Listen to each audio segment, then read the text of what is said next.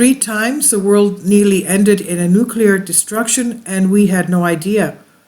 Appalling. Shocking. Most cases of near total nuclear wipeout occurred due to human error, including once when someone mistook a bear for a Soviet agent. Nearly 30 years ago, January 25th, 1995, millions of people were almost killed because of this miscommunication. Today, all the nuclear weapons in the world have the power to do away with 3 billion people, almost half of the total population of the world. A nuclear winter, however, could wipe out humanity for good. And here we examine 3 times when the big red button was almost pressed while the world slept soundly in their beds. The Black Brant scare, just 4 years after the Cold War had ended, with nuclear tensions still running high. On January 25, 1995, American and Norwegian scientists launched the Black Brant 12, a popular sounding research rocket from the Andøya rocket range on the island in northern Norway. In December of the previous year, Norwegian scientists announced that they were carrying out a collaborative venture with the United States to launch a scientific rocket that had NASA-tested military-grade boosters to study the northern lights during the daytime. The scientists had warned 30 countries, including Russia, about the rocket, as they were aware it could easily be mistaken for a nuclear strike. That morning, the sounding rocket was sent partway along an air route used by the Americans for nuclear missiles, the Minuteman III, to within some 185 miles of Russia's border. When it reached an altitude of 903 miles, it strongly resembled the U.S. Navy's Trident missile. While Russia had been warned about the launch, some important players had been left in the dark, the radar technicians, of all people. Now, when they saw what they believed was a nuclear missile, they sent an alert to the Russian capital, warning that a first strike could be imminent.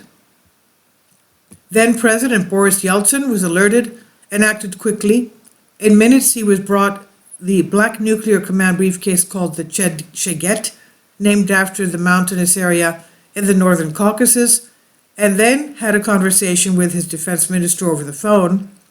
He then had 10 minutes to decide on his course of action. Journalist David Hoffman wrote in the Washington Post in 1998, "Little is known about what Yeltsin said, but these may have been some of the most dangerous moments in nuclear age. They offer a glimpse of how the high alert nuclear launch mechanism of the Cold War remains in place and how it could go disastrously wrong even though the great superpower rivalry has ended," end quote. This was Mr. Hoffman. This was, Mr. Hoffman wrote, the first time a Russian leader had to use a nuclear briefcase in a real alert, although this is not known how close Yeltsin came to launching the attack. It's most commonly thought that he had concluded that there was no basis for the attack. The Cold War close calls. During the Cold War, tension was running higher than normal between the Soviet Union and America in September 1983 because of the Boeing 747 incident. The South Korean plane traveling from New York to Seoul, South Korea via Alaska, drifted into Soviet airspace.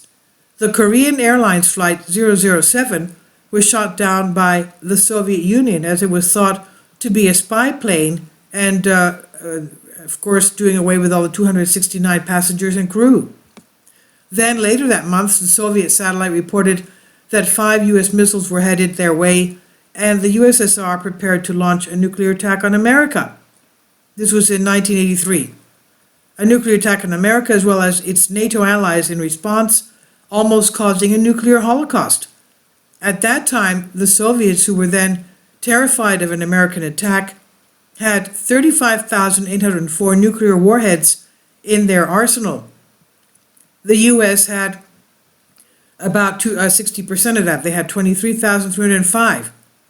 However, the then 44-year-old Soviet lieutenant colonel in charge, Stanislav Petrov, had noticed that the Soviet ground radar had not picked up the approaching missiles.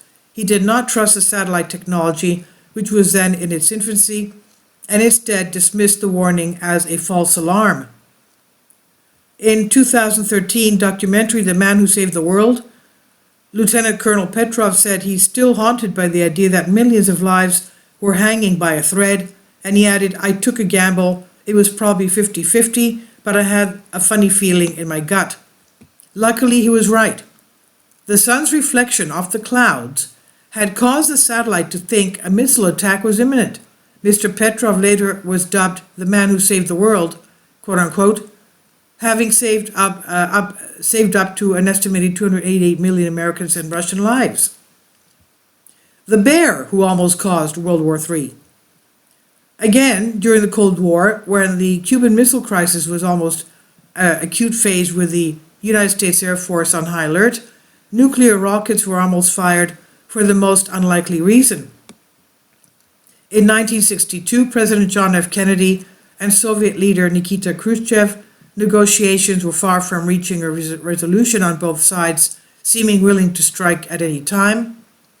The US had nuclear weapons that could unleash the equivalent power to one Hiroshima bomb. In the middle of the night on October 25th, an Air Force guard thought they spotted Soviet special forces attempted to sabotage the US command facilities as a figure was seen climbing over a fence in Duluth Air Force Base, Minnesota. The guard shot at the figure and raised the alarm, thinking the intruder was acting as part of the Soviet attack. Then, at the Folk Field Air Base, someone pressed the wrong button, triggering an emergency siren telling F-106s armed with nuclear-tipped Genie missiles to prepare to take to the skies. Retired Adjutant General Ray Klosowski explained to News Tribune in 2021, "They were literally sitting, ready to go on the field at the ready. That's how high the tensions were for war, and you would never take off with nuclear weapons on board unless there was an imminent threat to the country," he said. It was as though World War III was about to begin. Luckily, the strike was called off when the mysterious figure was identified. It was, in fact, just a black bear. So you can understand. This is by Rhiannon Ducan on Express UK. Please leave your comments. Thank you for your support.